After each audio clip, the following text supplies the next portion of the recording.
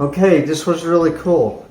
I made a Spinart machine, and if you watch this little video, you'll know how you can make this, and this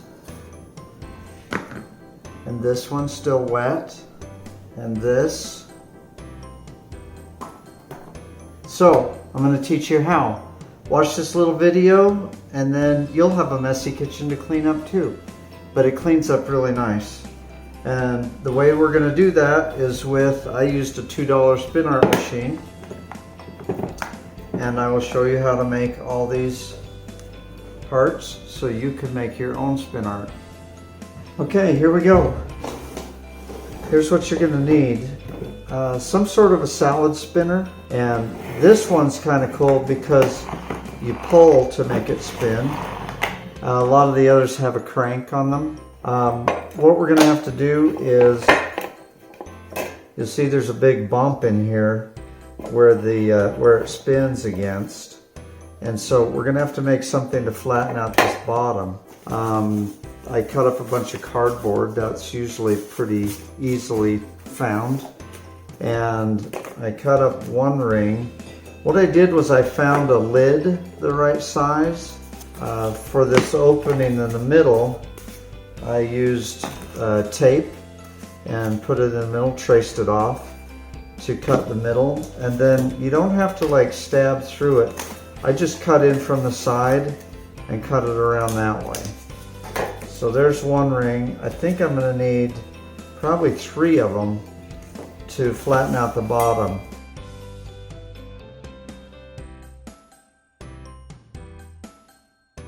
So now I have kind of a flat surface across here. I'm going to glue those together, and I'm going to cut out one that is just flat to glue on the top, and that will give me a nice flat surface to do my Spinart on.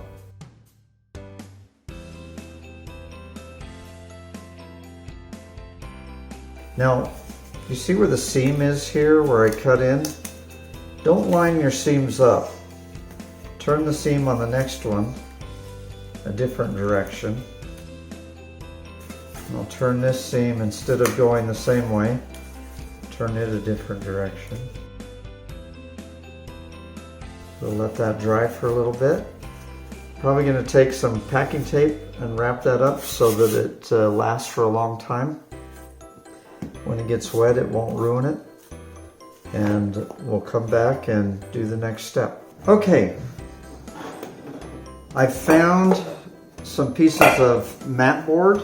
This is probably something you're not going to have laying around your house. So let's stick with the cardboard. I was able in the recycle bin to find some white cardboard, and here's a happy find. My wife was about to throw out this priority mail pack, and it has not only white, but it'll be really fun to paint where there's already some design and some pattern going on. We can cut this fairly easy with the scissors. You might not have these, but I happen to have some tin snips in my garage, and they work really well to cut out.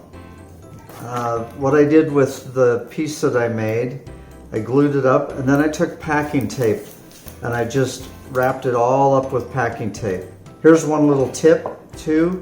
My salad spinner wasn't spinning very well, so I took just a little shot of Pam spray and put it on that little button down there, and now it spins really well. It's really fast. So the hole will fit over that button down there, and we are just about ready to paint. I need to take some tape and just make some little tape pillows. I'm just going to put a little squeeze of that in there. So of course it's purple, that's one of my favorites. This one is just a tester. We don't know what's going to happen, so we're just going to see what happens. Here's a little shot of black. Let's just see what happens. This paint is fairly thick, So I don't know if that's too thick or not. The one way to find out is to try. And give that some good pulls.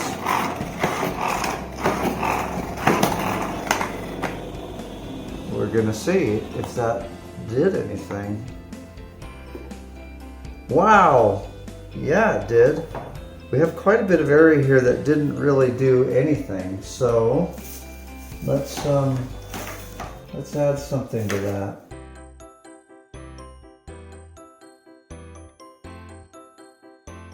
I think I'm going to set that one aside or pull it out of here. Let's try one on this pink that I made.